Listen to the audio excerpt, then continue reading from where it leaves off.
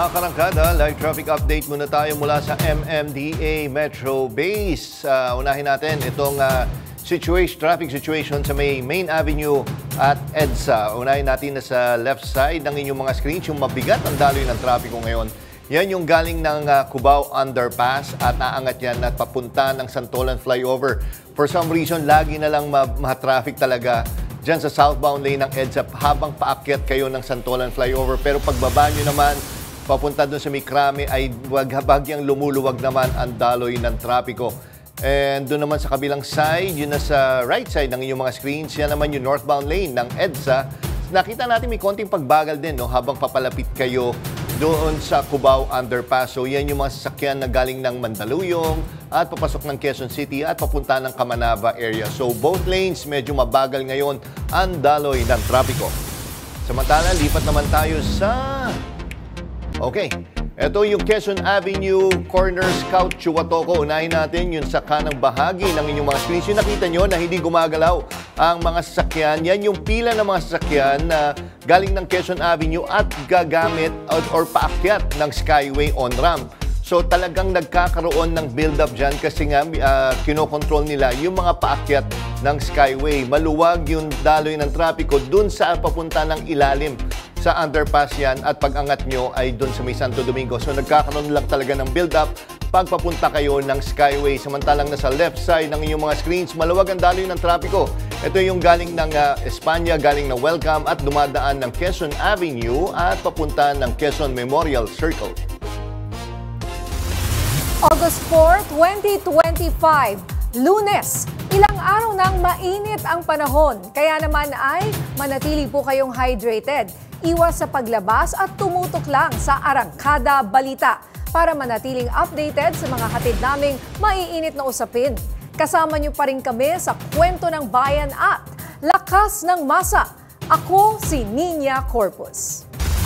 Bawat komento, pulso ng bayan, importante yan sa amin. Bawat issue, dadaanan natin yan. Kaagapay nyo kami sa mga usaping hindi dapat palampasin.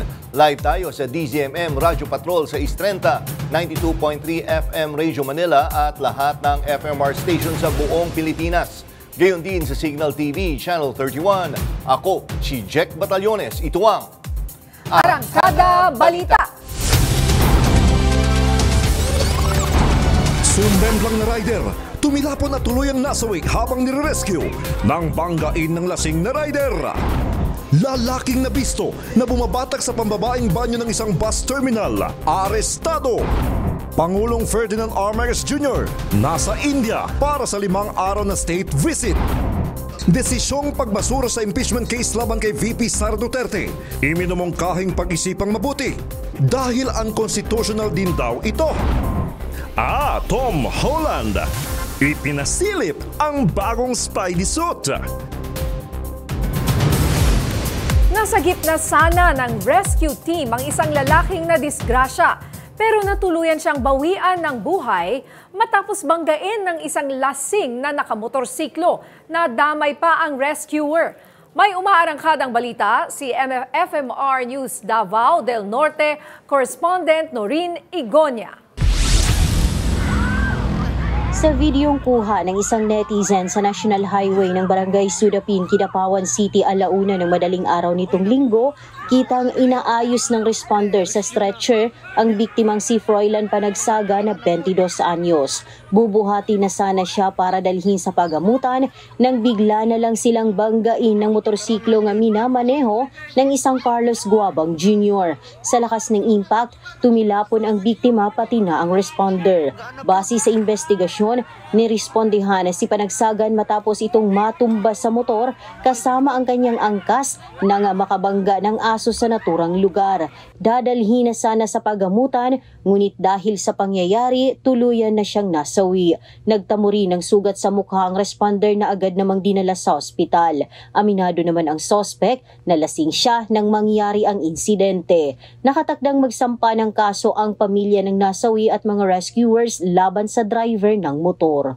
Kung parents, tsaka yung mga rescuers magpa-file ng kaso against dito sa driver. Magpa-file tayo ng reckless imprudence resulting to homicide and multiple physical injuries. And then, titingnan natin kung may mga damages sa mga properties. Pwede din yung reckless imprudence resulting to damage sa properties. Nasa kustudiya na ngayon ng Kidapawan City Police Station ang nakabanggang driver ng motor. Nurin Igonia, umaarangkada sa pagbabalita. Sugatan ng 6 na individual sa pagsabog sa Tondo, Manila. Ayon sa Manila Police District, nangyari ang insidente malapit sa rilis ng PNR sa kanto ng Dagupan Street at Tayuman, pasado alas 2:30 kahapon. Sa investigasyon ng EOD at Bureau of Fire Protection, napatunayang hindi bomba kundi isang air compressor ang sumabog. Unang naiulat na 4 ang malubhang nasugatan. Kalaunan, umabot na sa 6 ang kabuuang bilang ng mga biktima. Kabilang sa mga sugatan ng isang lalaki na naputol ang kamay, isang senior citizen na butas ang pisngi at iba pang nagtamo ng sugat matapos nilang subukang baklasin ang kompresor para makuha raw ang tansong laman nito. Tiniyak naman ng Manila City Government na sasagutin nila ang lahat ng gastusin sa pagpapagamot ng mga biktima. Arestado ang isang lalaki matapos bulyawan at duraan ang kanyang nakaalitan sa BGC sa Taguig. Ang suspect, notorious na raw sa pagwawala. Yan ang umaarangkadang balita ni Ryan Paraboles.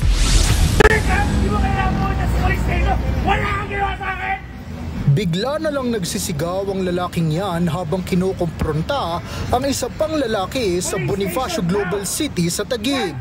Nasa harap pa sila ng isang security guard. Hamon pa ng nagwawalang lalaki, magharap sila sa presinto ng kanyang kaalitan. Sinubukan namang makipag-usap ng sinisigawang lalaki. Pero ilang beses siyang dinuraan sa muka.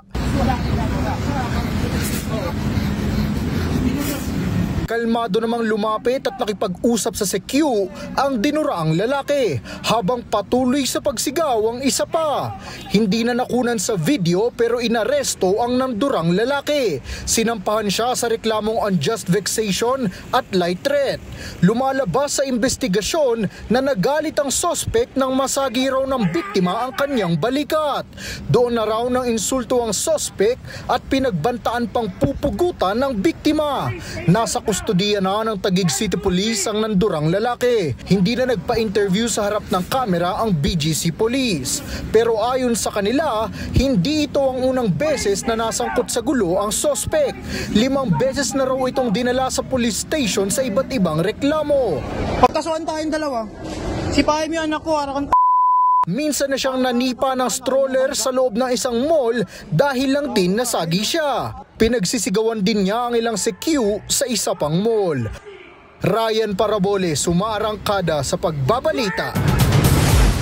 Bistado ang isang lalaking nagdodroga sa loob ng pambabaeng CR sa bus terminal sa Cebu.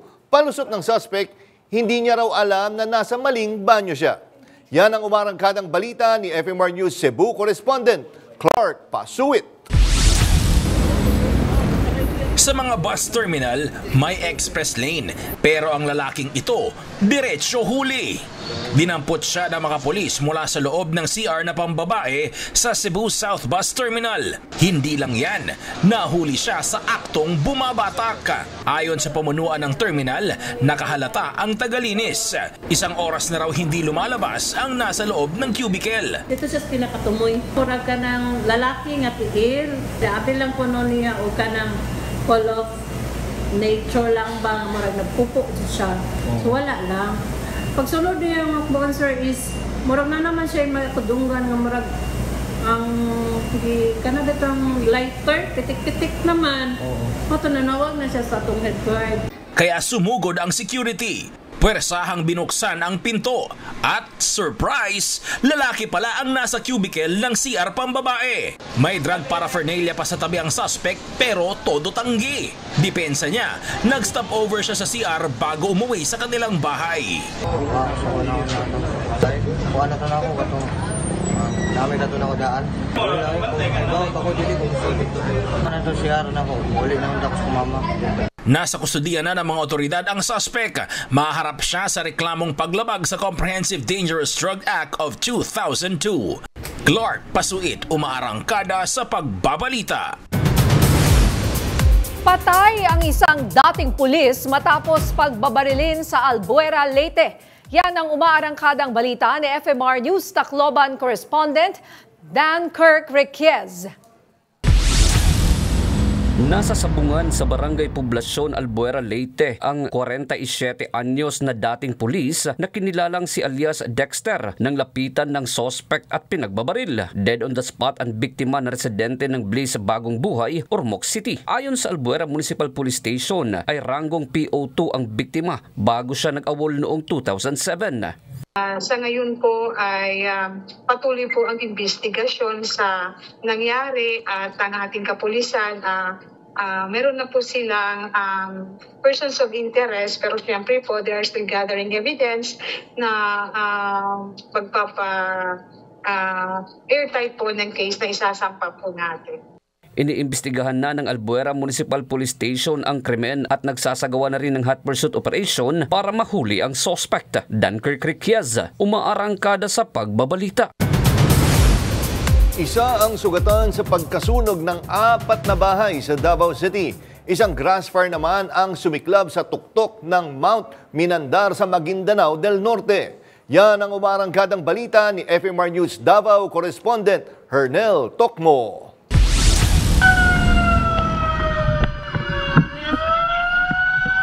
Mabilis na rumisponde ang mga bombero sa sunog na sumiklab sa Purok Medalya Milagrosa, Barangay Buhangin Proper, Davao City, pasado alas 7 Biyernes ng gabi. Pinasok nila ang eskinita hanggang sa umabot sa 2 bahay na nasusunog. Agad sinimulan ng mga bombero ang pag-apula sa apoy na nagmula sa ikalawang palapag ng bahay. Sinalubong ng usok ang mga bombero sa pagpasok nila sa makipot na loob. Isang bahay ang totally damaged habang 3 ang partially damaged. Makalipas ang mahigit kalahating oras na apula ang sunog. Isa naman ang naitalang sugatan na nagtamo ng first-degree burn sa balikat. Inaalam pa ng mga otoridad ang sanhi ng sunog. Sa Maguindanao del Norte, nagulantang ang mga residente sa Sitio Tinabon, Barangay Kusyong sa bayan ng Dato Din Sinsuat nang maaninag ang sunog sa tuktok ng Mount Minandar bandang alas 10 Biyernes ng gabi. Kumalat ang apoy sa Talahiban pero hindi naapula ng mga bumbero ang sunog dahil sa layo ng lugar. Kasi yung area, sir, hindi talaga siya mapasukan. Bali, ang ginawa namin lang doon, sir, nag-standby lang kami, sir. Nakipag-coordinate kami doon sa barangay. And then, until na mag-subside na po yung apoy, sir. Makalipas ang mahigit isang oras, kusa lang ding naapula ang apoy. Ayon sa Bureau of Fire Protection, tinatayang nasa 1 hektarya ang nasunog sa Mount Minandar. Iniimbestigahan ng BFP sa ngayon ang impormasyong may mga individual ang namataan umanong nagsunog sa bahagi ng bundok. Bali, may nakita sila na parang may sinunog na giiwanan. Then after that, dahil sa naiwan, sir, lumakas dahil din sa mainitang panahon, pangalawa yung hangin, doon po nag-start, sir. Colonel Tokmo, umaarangkada sa pagbabalita. Sa Cebu, isang lalaki ang nailigtas ng mga rescuer matapos matrap sa imbornal sa Barangay Senyor Santo Niño sa Cebu City. Ayon sa mga nakakita, pumasok sa isang bukas na manhole ang lalaki para mangolekta ng barya. Pero hindi na nakalabas kinalaunan ang lalaki kaya tumawag na sila ng tulong sa Cebu City Special Rescue Squad. Nailabas naman ang lalaki mula sa imbornal at agad na na-turn over sa mga opisyal ng barangay. Lumipad na papuntang India si Pangulong Ferdinand Marcos Jr. para sa 5 araw na state visit na naglalayong patibayin ang pambansang depensa at palakasin ang kalakalan ng 2 bansa. 3 cabinet secretary naman ang itinalagang caretaker ng bansa. Yan ang umarangkadang balita ni PRTV News correspondent Christian Bascones. Tatlong mga miyembro ng gabinete ang tatayo bilang mga caretaker ng bansa kasunod ng paglipad ni Pangulong Ferdinand R. Marcos Jr. sa bansang India para sa 5 araw na state visit. Sina Executive Secretary Lucas Versamin, Education Secretary Sani Angara at Agrarian Reform Secretary Conrado Estrella III ang siyang pansamantalang mangangasiwa sa Pilipinas habang abala ang Pangulo sa pakikipag-ugnayan sa bansang India na inaasahang magpapatibay ng pakikipagtulungan ng dalawang bansa sa lahat ng mahahalagang aspeto lalong-lalo na sa kalakalan at pambansang depensa. There is much potential for cooperation with India that will mutually benefit our peoples.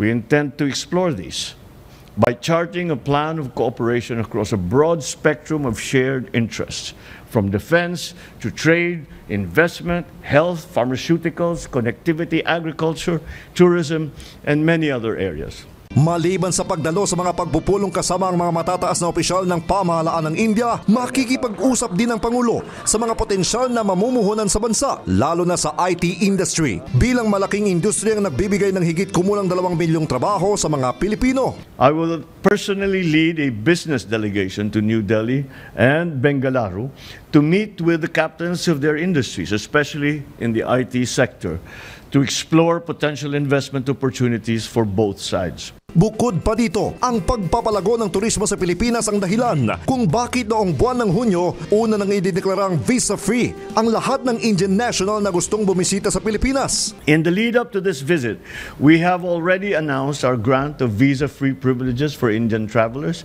which we expect will boost our tourism-related industries and further bring mutual understanding and mutual benefits. Sa aspeto naman ng depensa, ibinahagi ni Indian Ambassador to the Philippines, Josel Ignacio, ang matibay na pagtutulungan ng dalawang bansa. Madalas dumaong ang mga barko ng Indian Navy sa Pilipinas na isang pahiwatig daw ng suporta sa pagpapanatili ng maritime security. Pagpapahalaga ng dalawang bansa, yun yung mensahe natin sa buong mundo eh. Ang dalawang bansa na to, Pilipinas at India, ay may pagpapahalaga sa maritime security, sa free and open and inclusive na Indo-Pacific. Yung mga prinsipyo niya yan, rule of law in the maritime commons, no?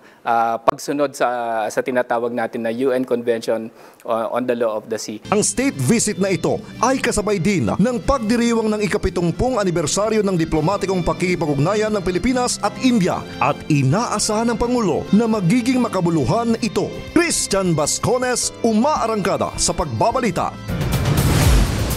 Alas 2:20 ng hapon kanina nang lumapag sa Indira Gandhi International Airport sa New Delhi ang eroplanong sinasakyan ni Pangulong Ferdinand Marcos Jr.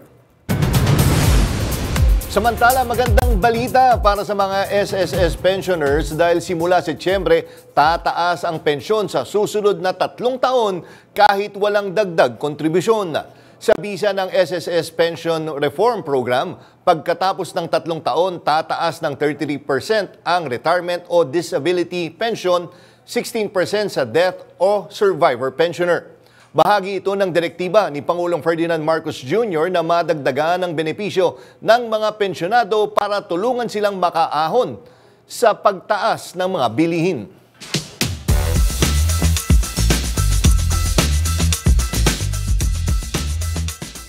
Nitong nakaraang linggo, inanunsyo ng Social Security System or SSS ang aumento sa pensyon ng mga kaanib nitong nang walang dagdag or mga walang pagdagdag. Medyo kasi lalim naman ng kaanib.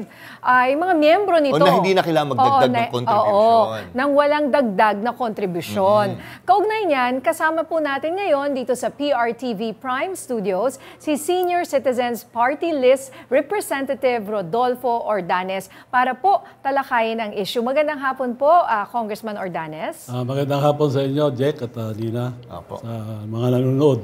Magandang hapon. Welcome po. Welcome po sa studio, sir. Well, una-una, I'm sure masaya po kayo no, dito sa 5 to 10% na aumento sa SSS pension mula po 2025 hanggang 2027. So, nung nabalitaan niyo po ito, ano po ang naging reaksyon? Alam niyo po, talaga natutuwa tayo. Dahil noong 2020, nanawagan na tayo sa dating administrasyon. Dahil may pinangako silang 2,000 increase ng social pension para sa ating mga senior citizens. 1,000 lang po ang naibigay at tayo sumulat doon sa dating administrasyon. Ang sinasabi, hindi maibibigay dahil kung ibibigay yung natitirang 1,000, mababawasan ng 7 years fund life ang SSS. Kaya kami natutuwa, sa ginawa ng ating Pangulo na bigyan ng karagdagang increase ang mga senior citizens. Alam nyo kasi, noong April this year, 2025, sumulat din ako sa yung bagong CEO, si Mr. Declaro, tungkol nga rito. At ako'y kasi nga nabalitaan natin, maganda ang financial standing ng SSS ngayon. Kaya nagpapasalamat tayo sa Pangulo at binigyan niya ng konting kaginhawahan ng ating mga senior citizens. Pero yun nga, sir, ang maganda rito is napagbigyan yung nang walang dagdag. Dati kung matatandaan, di ba, kailangan magdagdag nga sa contribution. Kasi yung sinasabi pa nga nun, mauubos daw yung kaban ng SSS. Yun nga po, kaya natutuwa tayo. Kaya sinasabi ko nga, pag ayaw, may dahilan. Pag gusto, ito, ginawa na natin may paraan. Pero, sir, parang nanliligaw lang yan. Pero yun nga, sir, ano yung nagbago between 2020 hanggang 2025? Ba't ngayon, parang pwede naman pala. Hindi pa nun ginawa. Doon nga ako natutuwa dahil ginawa ng paraan. Sinasabi ko kanina, nung nakaraan, ayaw gawa ng paraan.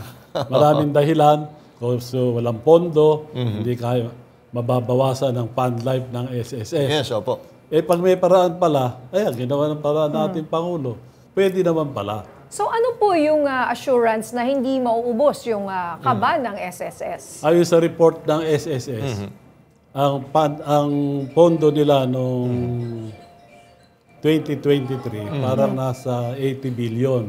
At ngayong 2024, parang 140. At ang tatagal ang fund life ng SSS hanggang 2053.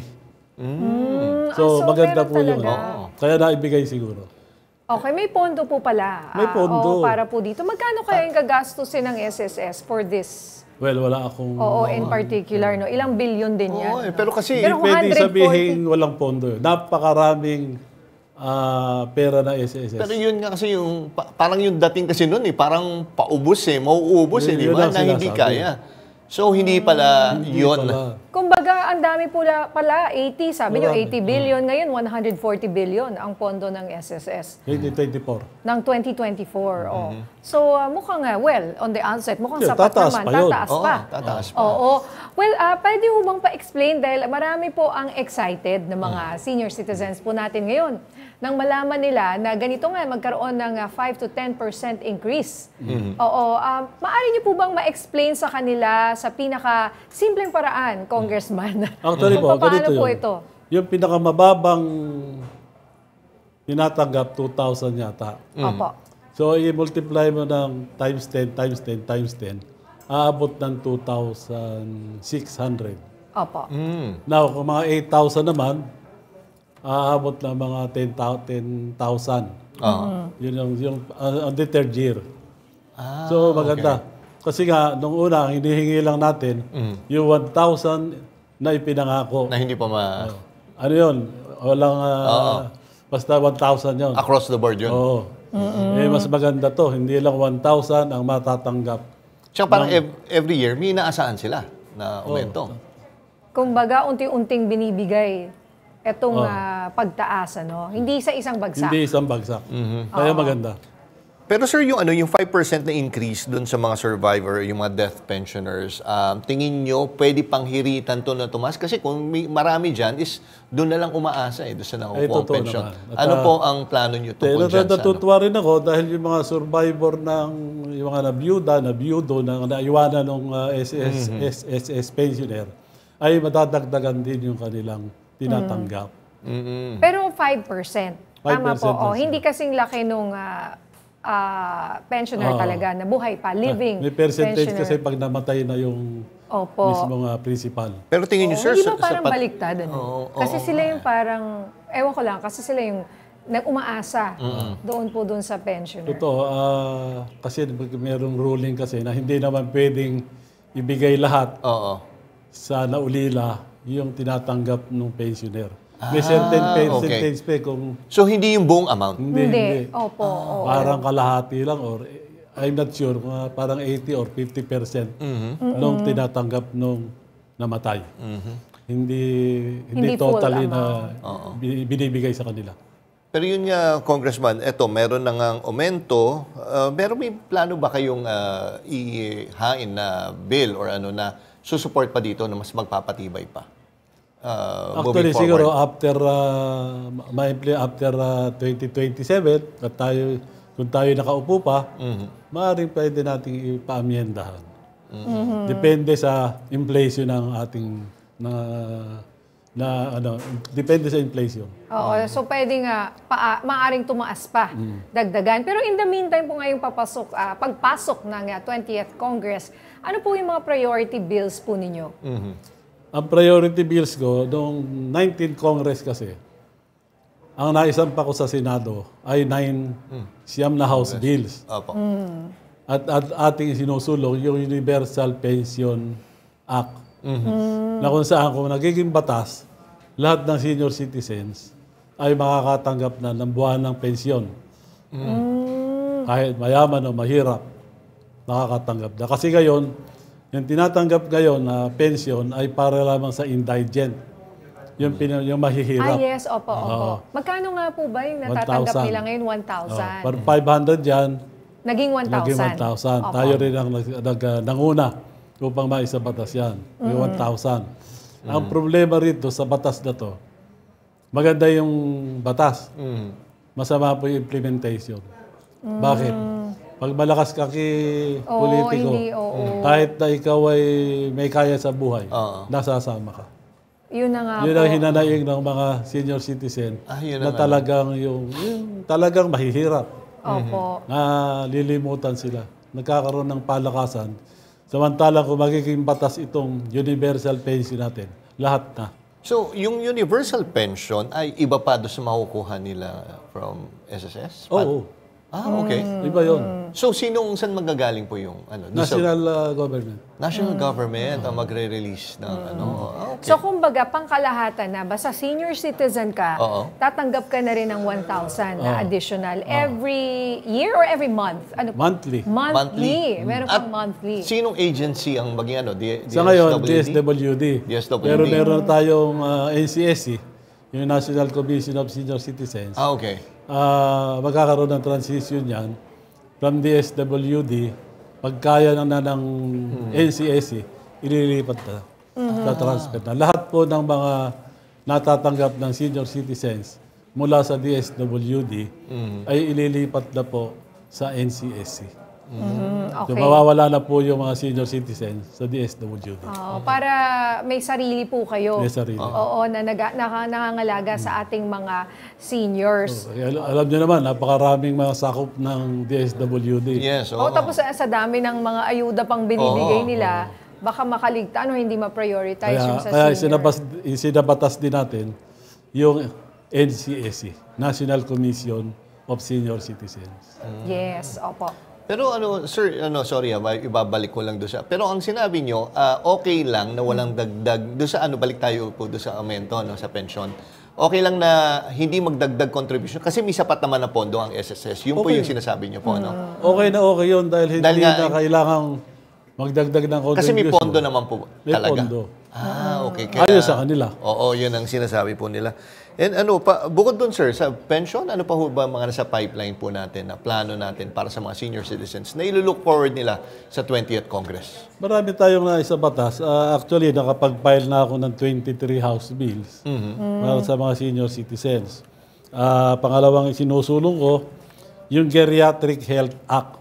Na kung saan magpapatayo tayo ng mga hospital para sa mga senior exclusive. Okay. Senior citizens. So hindi na sila makipagsiksikan sa mga Hindi na. Ito na, iyakyat ko rin sa Senado nung 19th Congress. Hindi lamang na pagbigyan ng pansin. So ano po to? Standalone hospital? Parang gano'n. Talagang specialty hospital for seniors. Hindi siya yung tipong kunyari na sa San Laso bibigyan lang sila ng isang wing para sa senior. Hindi yung ganon. As in hospital po. Talaga na. Okay. Ng senior citizen. Pero ito pong hospital na to, it will be all over the country or saan yung planong doon sa Albay region. by region. Oo. Siguro, dating ang panahon sa mga probinsya, pero regional mo ng ating nasa plano. Kung magiging batas. Oo. Paano po ba yan? Sabi nga nila, kulang na nga yung ospital natin eh. Tapos sa tingin nyo pa, mabibigyan ba yan ng pag-asa? Oo naman. Kasi isa sa batas natin, magiging institutionalized to. Hindi pwedeng ang mamamahala rito, ang Department of Health. At optimistic kayo na ngayon 20th finally, maano yan? Isa sa batas po siya. Opo, dahil nung nakaraan kasi, medyo hindi tayo mahal ng chairman ng social services. Pero ngayon po, ang chairman ng social services ay si Kong Erwin Tulfo. At nung kakandidato pa lang siya, pinangako niya sa akin kung siya ay mananalo, ay siya ang makakatuwang ng senior citizens sa Senado. Ayun, tamang-tama. Talagang malapit nga sa puso ni Senator Erwin Tulfo ang mga seniors. Alam mo, nung kasama ko siya, lagi na lang. Para po sa mga senior citizens yung kanyang pinopromote. Kumbaga isa sa advocacy niya. Advocacy niya talaga. Ang mga senior citizen. Kasi yung mami niya Diba 90 plus years old na. Kumbaga nakaka-relate siya. Nakaka-relate siya sa mga seniors. Tapos Congressman, ganito, and partner, of course, natatanda mo siguro mga last month ba yun, may naging mainit na usapin yung kay Senator Ping. Yung tungkol sa mga senior citizens na hindi... Na pinapabayaan ng mga anak. Opo. Alam naman natin sa kultura ng mga Pinoy, hindi naman masyado ganun Pero anong reaction niyo po? Actually, ay suportado ko yun. Kaya lang meron akong mga apprehension. Lalo na yung mga anak na mahirap.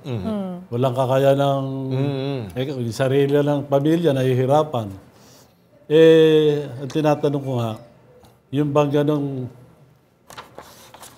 dahilan ba para ang isang mahirap ay maparusahan? Kasi parang nandun ay may parang ipe-penalize ang anak kung hindi na nakakatulong sa magulang. Sa magulang. Pero siguro pwede pag-usapang maigi kasi nga kung walang kakayahan ang isang anak na sumuporta sa magulang. Paano gagawin natin?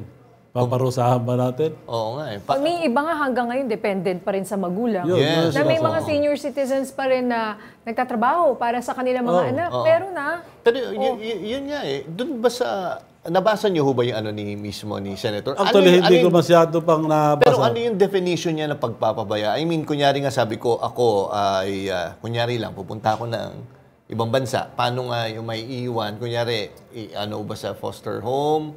Kung meron man tayo na maayos na foster home. Considered ba yan na pagpapabaya? Yan ang sinasabi ko. Ang dapat na pag-usapang maigi.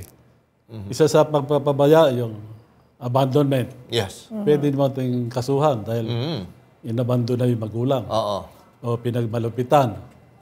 Pwede natin kasuhan yan. Kaya nga sinasabi ko, kasalanan ba ng isang anak na mahirap na maparusahan kung hindi kayang suportahan yung kanyang magulang. May mga bagay kasi dapat i-consider. Opo. Kailangan kasi unfair nga naman. Kung wala naman pala sila talagang kakayahan. Pagdating po sa health, bukod po dun sa ospital na gusto nyong ipatayo, mga geriatric hospital sa buong Pilipinas, may iba pa po kayong mga mga concern sa health, like kayo kasi yung PhilHealth, di ba, tinaasan yung mga case rate, for example, cancer, diabetes, etc. Sa inyo po, sa senior citizens, ano pa yung magandang bigyan natin ng taasan ang case rate or baka bigyan ng di ba, mas mataas na rate? Ang mga naka-line up ko, yung Comprehensive Welfare and National Health Program for Senior Citizens. Ito yung nutrition ng ating mga senior citizens. Kasi hindi man naniniwala tayo na hindi lang mga bata ang malnourished.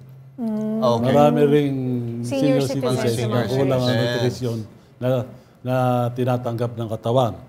Meron dito tayong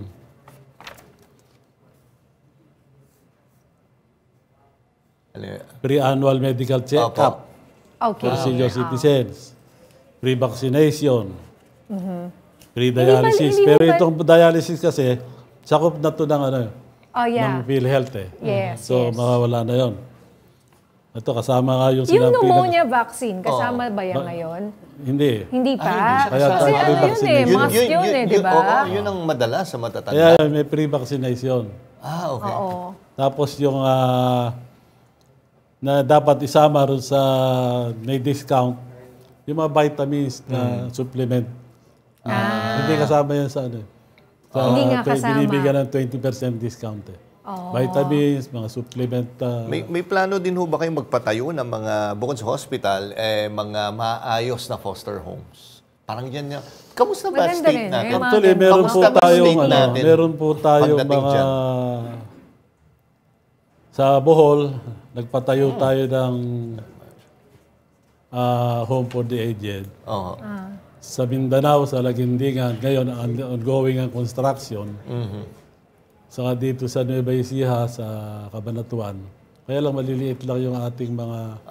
Dahil ang pondo naman natin ay maliit lang.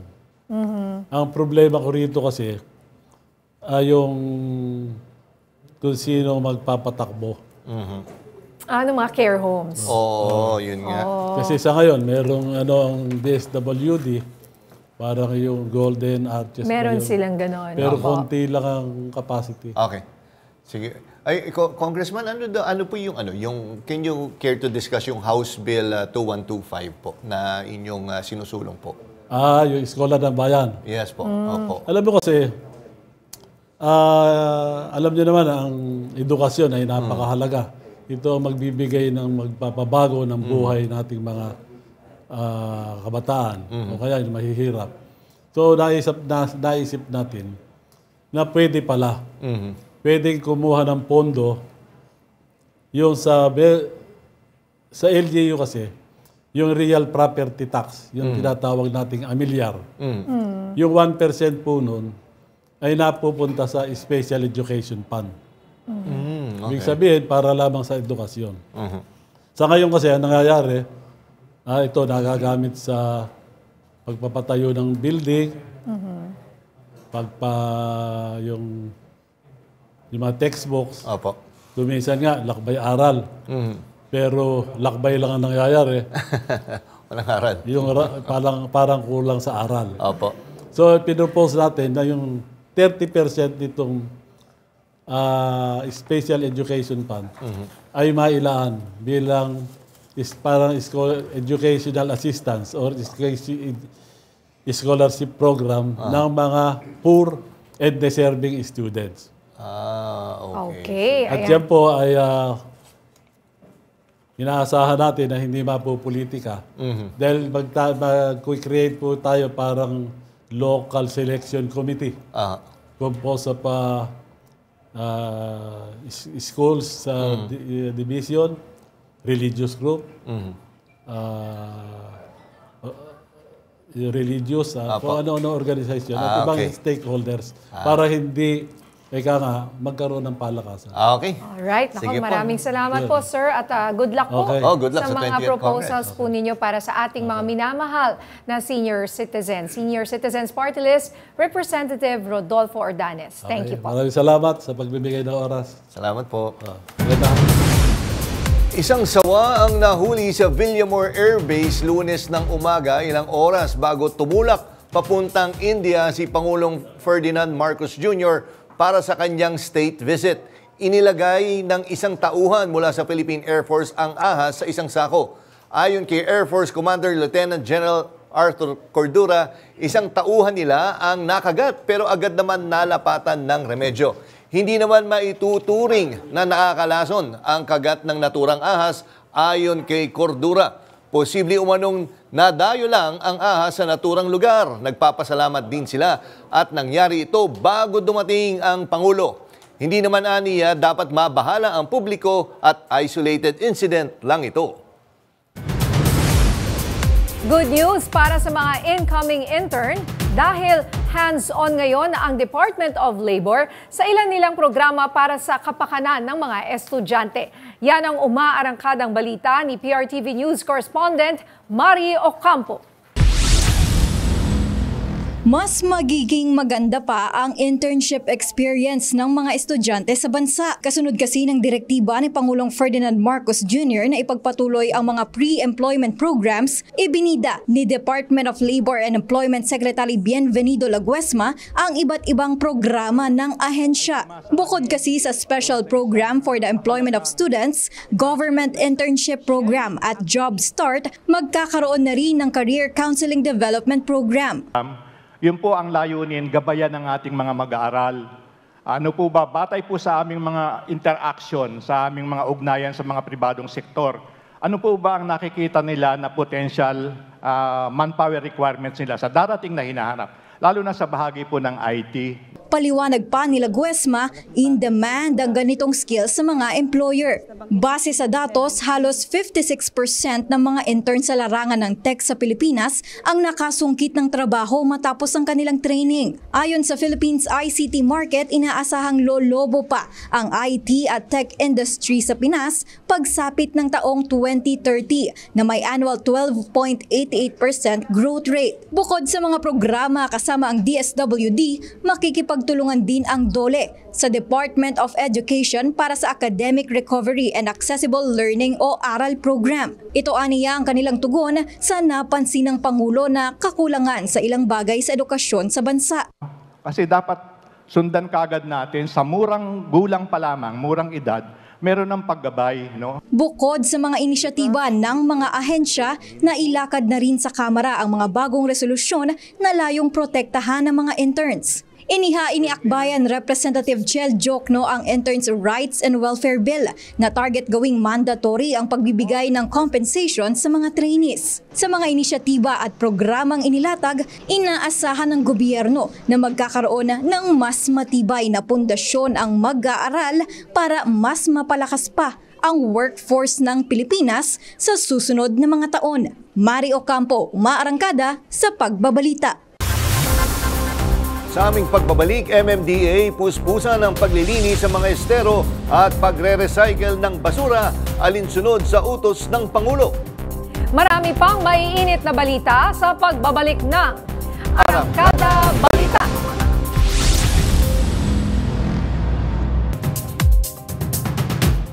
Puspusan ang pagsusumikap ng pamahalaan para matugunan ang problema sa pagbaha sa Kamaynilaan. Bukod sa pag-iipon sa tubig baha para i-recycle at maggamit sa agrikultura, ngayon naman pinalilinis ang mga estero at pinare-recycle ang mga basurang nakolekta.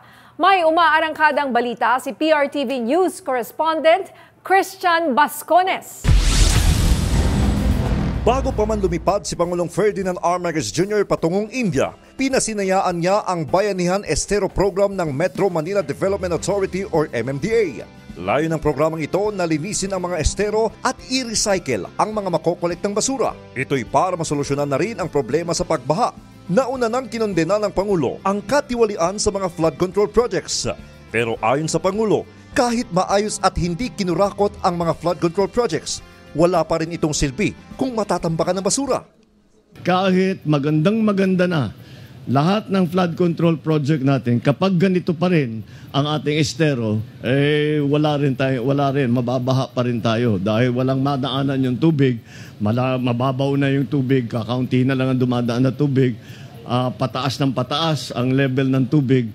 So, talagang kailangan bigyan natin ng pansin itong problemang ito. And this is our response.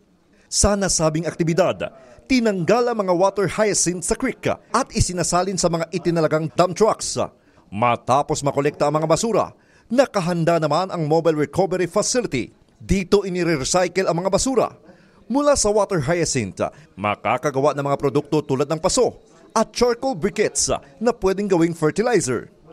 Nagtulungan ang mga volunteers at mga tauhan ng MMDA sa paglilinis sa 4 na estero sa Catmon Creek sa Malabon at Pinagsamang Creek sa Taguig City, Agonoy Retarding Pond at Tapayan Retarding Pond sa Taytay, Rizal. Sa tagal na ng problemang pagbaha sa Kamaynilaan na dahilan ng pagkasira ng ilang mga pumping stations, nagpaliwanag ang MMDA kung bakit ngayon lamang ito ikinasa. Ka-acquire lang po kasi namin ng mga bagong equipments para po gawin na to by administration. So, instead na kino-contract out pa po natin yung paglilinis itong mga esteros na to, ay tayo na po mismo sa MMDA ang maglilinis kasama nga po yung private sector at yung mga volunteers.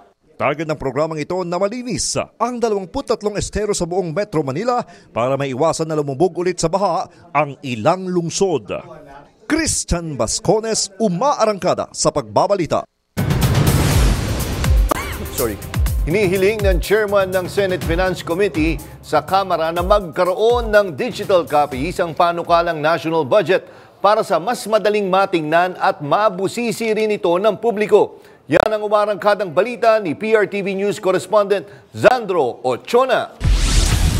Sabi nga ni Ninya, hindi mo makikita yung step by the step dahil kulang-kulang yung pag-upload ng documents. Ipinakita ni Senate Finance Committee Chairman Senador Win Gatchalian kung gaano kakapal ang dokumentong kailangang busisiin para sa panukalang batas na nagtatakda ng pambansang budget ngayong taon. Aminado siyang mahirap itong busisiin para matiyak na walang isiningit na budget ang mga kongresista at senador lalo't hindi na-upload ang lahat ng proseso ng pagbusisi nila rito. Ang National Expenditure Program o ang budget na hinihiling ng Pangulo at ang General Appropriations Bill o ang pinal na bersyon ng Kamara ang nakikita ng publiko. Ito ang dahilan kaya hiling nilang magkaroon na ng digital copies ang Kamara habang pinoproseso ng Senado ang panukalang budget para sa susunod na taon. Kagaya ito walang biro. Pag binigay sa amin ganito, kaya nga durug-durug na eh.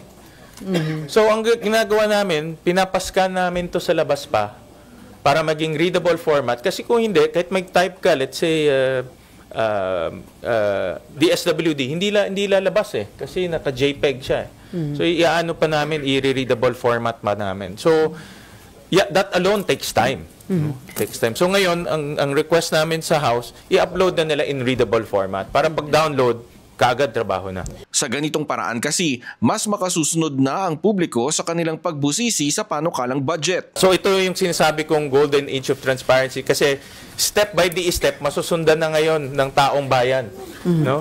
From NEP to GAB to Senate third reading version to BICAM hanggang mapermahan ng presidente. Yun nga lang, aminado rin siyang mahihirapan silang ilagay kung sino ang nagdagdag o nagbawas ng pondo ng mga ahensya ng pamahalaan. Nagbabago siya eh. Nagbabago siya. Minsan nadadagdagan, minsan nababawasan, minsan nalilipat sa ibang ahensya. Minsan yung pinopost yung programa nalilipat sa ibang ahensya. Bukod din sa pagsigurong transparent ang pagbabalangkas ng panukalang budget, tututukan din nila ang flood control projects, pondo para sa edukasyon at ang pagsigurong gagastusin ng mga ahensya ng pamahalaan ang mga inilalaang budget para hindi lang ito matenga. Sa ngayon, hinihintay na ma-turn over ng Pangulo ang hinihiling nila sa Kongreso na pambansang budget para sa susunod na taon. Zandro Ochona, umaarangkada sa pagbabalita. Hindi malayong maging banta sa umiiral na prinsipyo ng 1987 Constitution ang desisyon ng Korte Suprema na ibasura ang impeachment case kay Vice President Sara Duterte. Ito ang paniwala ng PhilConsa o Philippine Constitution Association.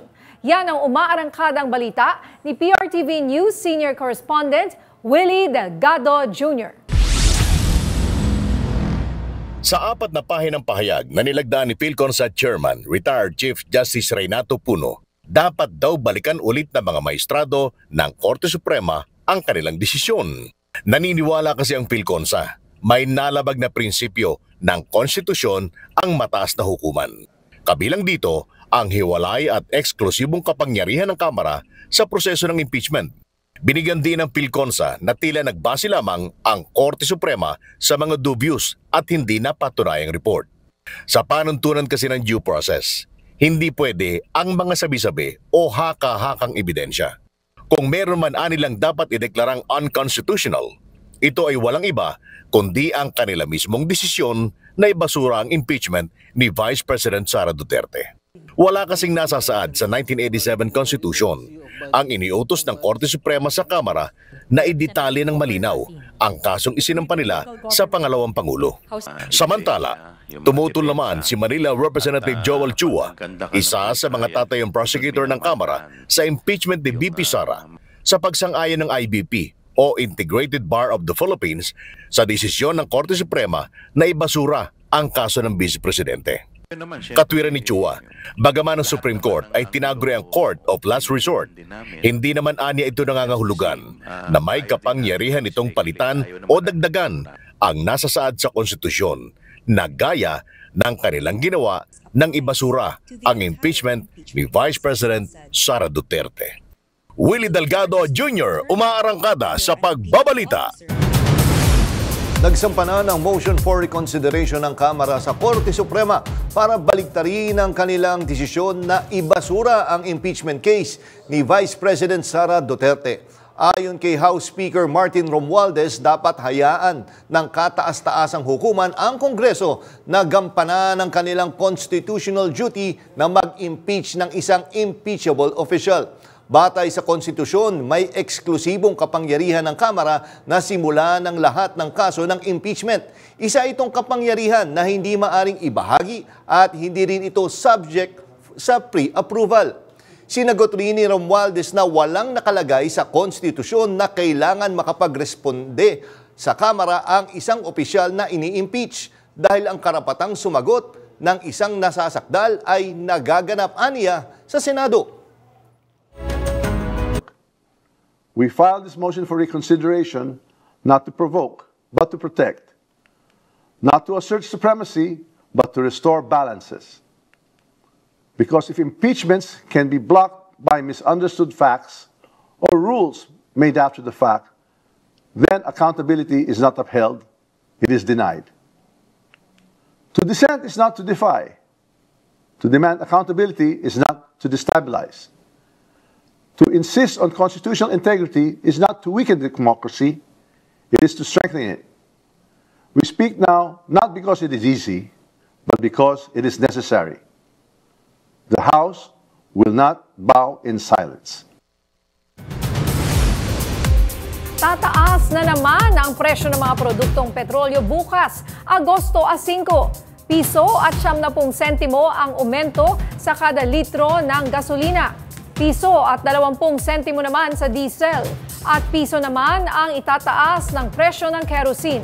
Ito ay bunsod ng pangamba ng merkado na ipinataw na sanction ng Estados Unidos sa Iranian at Russian oil.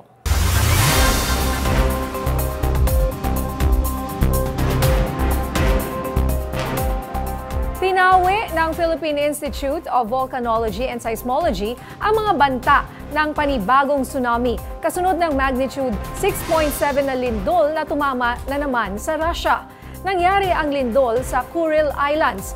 Ayon kay PHIVOLCS Director Teresito Bacolcol, hindi ganoon kalakas ang naturang lindol para makalikha ng tsunami waves, ay hindi na rin ito nasundan ng anumang aftershocks.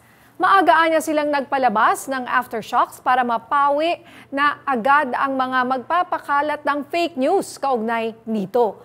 Pero kasabay niyan, ginulantang ang mga residente ng Kamchatka sa Russia pa rin matapos ang halos 600 taon ay biglang pumutok ang Krasnininkov volcano. Makakapal na usok at nagbuga ng mga abo ang nasabing bulkan. Nagkaroon ng bahagyang pagyanig ng lupa at tsunami na umakyat ng 3 metro dahil sa pagsabog nito. Sa aming pagbabalik, motorsiklong nawalan ng preno, sumalpok sa bahay. 2 angkas, patay. Marami pang maiinit na balita sa pagbabalik ng Arangkada Balita. Sa talas ng kanilang mata sa mga issue, walang makakalampas. Bubusisiin ang mga usapin.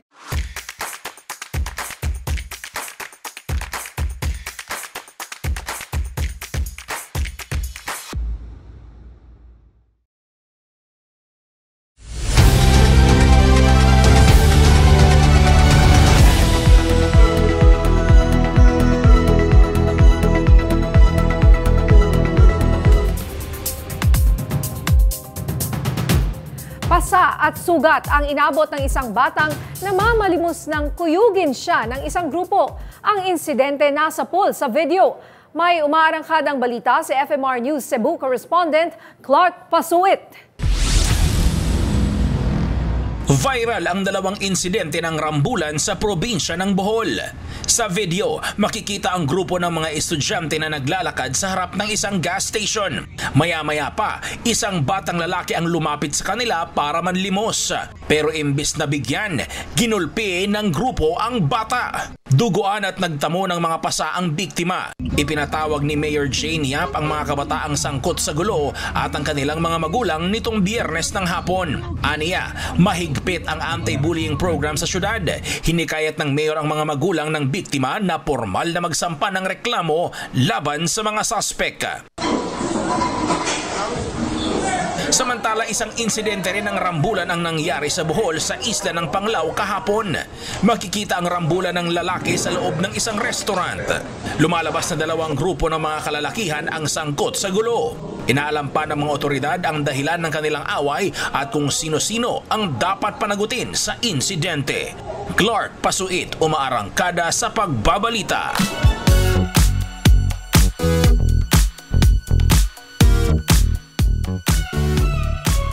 May bagong aabangan ang Spider-Man fans. Kung ano yan, alamin natin sa umaarangkadang showbiz balita ni DJ Mama Mia. Tom Holland is back with a brand new Spidey suit. Sa inilabas ngang teaser video ng Marvel, makikitang nagwa-warm up si Tom habang nasa set. We ready?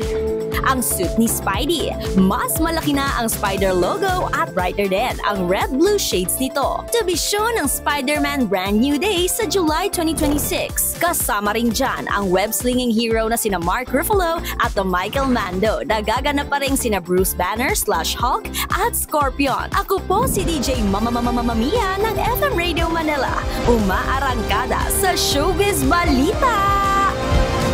Buti naman next year pa. Next, ang tagal pa pala. Pero buti na rin lang dahil paubos na. Pero kakanood ng sine, sunod-sunod. Superman, Fantastic Four, Jurassic. Oo, talaga. Maubos na pero ang buti next year. Mo? Alam mo na. Yan ang mga balitang umarangkada ngayong araw. Ako si Nina Corpus. At ako naman si Jack Batallones para hindi mahuli sa usapan. Kapit lang hanggang sa susunod na Arangkada Balita.